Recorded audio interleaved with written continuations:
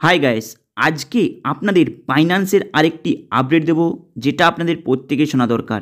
কারণ কমেন্ট বক্সে অনেকে প্রশ্ন করছে যে দাদা, আমরা তো বাইন্যান্স অ্যাপসটাকে ইউজ করছি, কিন্তু আমাদের তো কোনো প্রবলেম নেই। কিন্তু আপনারা এই ভিডিওটিকে মন দিয়ে দেখবেন। অ্যাকচুয়ালি ইন্ডিয়ার মধ্যে বাইন্যান্স কামব্যাক কি করতে পারবে? চলুন তাহলে এই ভিডিওটাকে মন দিয়ে দেখবেন। অ্যাকচুয়ালি ইন্ডিয়ার মধ্যে বাইন্যান্সকে আসতে গেলে টোটাল দুটি অপশান ফলো করতে হবে। প্রথমের অপশানটি যেটা বাইন্যান্স করবে বলেছে, কিন্তু সেকেন্ড অপশানটি যেটা রয়েছে সেটা বাইন্যান্স করতে পারবে না। তাই বাইন্যান্সের উপরে ইন্ডিয়ার গভর্নমেন্টের পুরোপুরি নজর রেখেছে অনেকটা জটিলভাবে। তাই বাইন্যান্স ইন্ডিয়ার মধ্যে কামব্যাক করতে পারবে না। যদিও পারে 2 বছর আপনারা এই বাইন্যান্সের সম্পর্কের কথা ভুলে যান। কারণ এই মুহূর্তে বাইন্যান্সের মধ্যে প্রায় $2 মিলিয়ন মতো ফাইন করে দিয়েছে ইন্ডিয়ান গভর্নমেন্ট। ইন্ডিয়ান গভর্নমেন্টকে যদি বাইন্যান্স $2 মিলিয়ন ফাইনটা ভরে দেয়, তাহলে ইন্ডিয়ান গভর্নমেন্টের প্রথম নিয়মটি কমপ্লিট হবে। এরপরে ইন্ডিয়ান গভর্নমেন্ট যেই নিয়মটি রেখেছে সেটা হলো পিএলএমের মধ্যে যেই নিয়ম রেগুলেশনটা রয়েছে তাকে যদি বাইন্যান্স ফলো করে, তাহলেই বাইন্যান্স এন্ট্রি করতে পারবে ইন্ডিয়াতে। কিন্তু বাইন্যান্স প্রথমের নিয়মটাকে ফলো করলেও সেকেন্ড নিয়মটাকে ফলো করতে পারবে না। কারণ বাইন্যান্সকে ইন্ডিয়ার মধ্যে ব্যান করার আগে বাইন্যান্সকে অনেকবার নোটিশ দিয়েছে, যাতে তারা ইন্ডিয়ান গভর্নমেন্টসের কিছু রুল রেগুলেশন যেন তারা ফলো করে। কিন্তু বর্তমানে একটি ভয়ঙ্কর বিষয় এটাই যে বাইন্যান্স সেই নোটিশের কোনো রিপ্লাই করেনি, সেই মেলের কোনো রিপ্লাই করেনি। কিন্তু বাইন্যান্সকে যখন ইন্ডিয়ার মধ্যে ব্যান করে দেয়, তারপরেই বাইন্যান্স রিপ্লাই করেছে। তার মানে আপনারা কি বুঝলেন? কারণ ওয়ার্ল্ডের মধ্যে এবং ইন্ডিয়ার মধ্যে সবথেকে বাইন্যান্সকে বেশি ব্যবহার করে বলে বাইন্যান্স ইন্ডিয়াকে অনেকটা ইগনোর করে গিয়েছে। তাই ইন্ডিয়ান গভর্নমেন্ট এই মুহূর্তে একে $2 মিলিয়ন ফাইন করে দিয়েছে, প্লাস পিএলএমের নিয়ম ফলো করতে বলেছে এবং এফআইইউর নিয়ম লঙ্ঘন করার জন্য বাইন্যান্সকে কেন আরও 9টি টোটাল অ্যাপসকে ইন্ডিয়া থেকে পুরো সরিয়ে দিয়েছে। কিন্তু এখানে ভয়ঙ্কর আরেকটি বিষয়, অলরেডি বাইন্যান্সকে ওয়ার্ল্ডের অনেকগুলি দেশ বড় বড়, যেটা বাইন্যান্সকে তাদের প্লে স্টোর থেকে কেন তাদের দেশ থেকে উড়িয়ে দিয়েছে, যেমন China, Canada, Malaysia, Japan, Thailand. কিন্তু মাথায় রাখবেন, এর সাথে সাথে নাইজেরিয়া থেকেও বাইন্যান্সকে সরিয়ে দিয়েছে। কিন্তু এখানে আরেকটি ভয়ঙ্কর নিউজ সামনে আসে যে অ্যাকচুয়ালি ইন্ডিয়ার যে সেবি রয়েছে তারা কি করছে এই বাইন্যান্সের উপরে। আপনারা জানেন বাইন্যান্স অলরেডি ইন্ডিয়ার মধ্যে ব্যান্ড, কিন্তু প্লে স্টোরে পাবেন না। কিন্তু এখনও অনেকের ফোনে রয়েছে, তারা বাইন্যান্সের P2Pর বদলে ভিপিএনের মাধ্যমে ডিপোজিট এবং উইথড্রলের ব্যবস্থা করছে। কিন্তু অনেকের ফোন থেকে বাইন্যান্স অ্যাপস অলরেডি হেঁটে গিয়েছে এবং কাজ করছে না।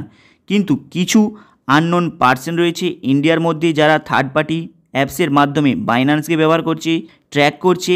ইন্ডিয়ান সেবি টোটাল যতগুলি ইন্ডিয়ার মধ্যে ব্যাংকিং সেক্টর রয়েছে সবাইকে অ্যালার্ট করে দিয়েছে, যারা ভিপিএন এবং P2Pর মাধ্যমে ট্রানজ্যাকশন করবে তাদের ট্রানজ্যাকশনগুলি ট্র্যাক করা এবং তাদের আইডিগুলোকে ব্লক করা। তাহলে দেখেছেন টোটাল কিভাবে মার্কেটের মধ্যে একটি ভয়ঙ্কর সিচুয়েশন তৈরি হয়েছে। ইন্ডিয়ার মধ্যে টোটাল 9টি ক্রিপ্টো এক্সচেঞ্জের অ্যাপসকে বন্ধ করেছে এবং এর সাথে সাথে 2023 এবং 2024-এর এন্ডিংয়ের মধ্যে টোটাল 232খানা ইন্ডিয়ার মধ্যে অ্যাপসকে ব্যান করে দিয়েছে। এবং ক্রিপ্টো এক্সচেঞ্জের মধ্যে টোটাল 9টি অ্যাপসকে এবং আদার্স যত ফ্যাক্টর রয়েছে তা থেকে টোটাল 232খানা অ্যাপস ইন্ডিয়ার মধ্যে ব্যান করে রেখেছে। তাই অনেকে হয়তো ভাবছে বাইন্যান্স ইউজ করছি, আমাদের তো কোনো টেনশন নেই। অ্যাকচুয়ালি ফিউচারটা কী হবে সেটা আপনিও জানেন না। কারণ বাইন্যান্সকে অলরেডি ইন্ডিয়া থেকে উড়িয়ে দিয়েছে, মানে যদি আপনারা কোনো বাইন্যান্সে ফেসে যায় আপনাদের অ্যামাউন্ট, তাহলে কিন্তু ওই অ্যামাউন্ট আপনি রিটার্ন পাবেন না। এবং যদি কাস্টমার কেয়ারে আপনি যদি সাপোর্ট চান, সেই কাস্টমার কেয়ার কিন্তু আপনাকে 100% সাপোর্ট করতে পারবে না। তাই যদি আপনারা বাইন্যান্সের কোনো উইথড্রলের প্রবলেম দেখেন, সেখানে দেখবেন বাইন্যান্স আপনাকে সাজেস্ট করবে ভিপিএনের মাধ্যমে ট্রানজ্যাকশন করতে এবং ডিপোজিট করতে। কিন্তু আপনারা কি জানেন এই 4000 জন পাবলিককে ফলো করছে ভিপিএন? কারণ এই যে 4000 জন পাবলিক রয়েছে, এই 4000 জন পাবলিককে ফলো করছে সেবি, যারা ভিপিএনের মাধ্যমে ট্রানজ্যাকশন করছে, উইথড্রল করছে।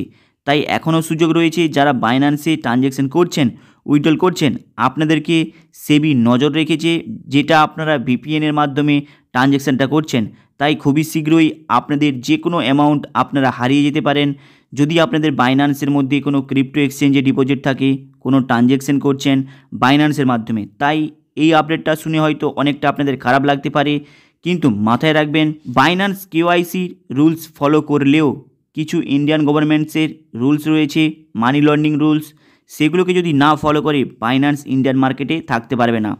তাই বাইন্যান্সকে ইন্ডিয়ার মধ্যে আসতে গেলে টোটাল দুটি নিয়ম, একটি হলো $2 মিলিয়ন ফাইন বাইন্যান্সকে ভরতে হবে এবং পিএলএমের যে পলিসি রয়েছে সেই পলিসি ফলো করতে হবে। কিন্তু আপনারা কি জানেন পিএলএমের অ্যাকচুয়ালি পলিসিটা কি?